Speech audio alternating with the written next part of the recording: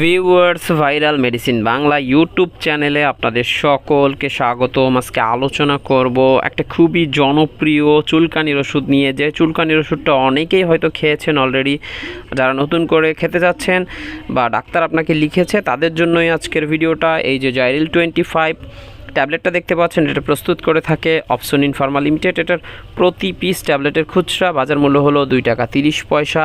এরপরে জেনে নেই এই জাইরিল 25 আপনি কোন রোগের জন্য খাবেন।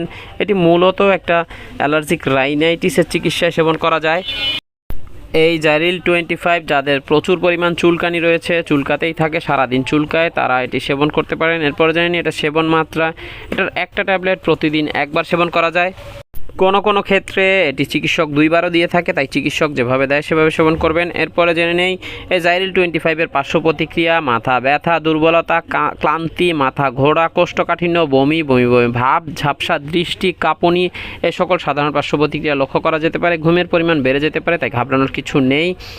এটি গর্ভাবস্থা এবং স্তন্যদানকালীন সময়ে আপনি সেবন করতে চাইলে অবশ্যই চিকিৎসকের পরামর্শ নিয়েই তবে সেবন করবেন। আমার ভিডিও দ্বারা কোনো উপকৃত হলে লাইক দিয়ে চ্যানেলটি সাবস্ক্রাইব করবেন।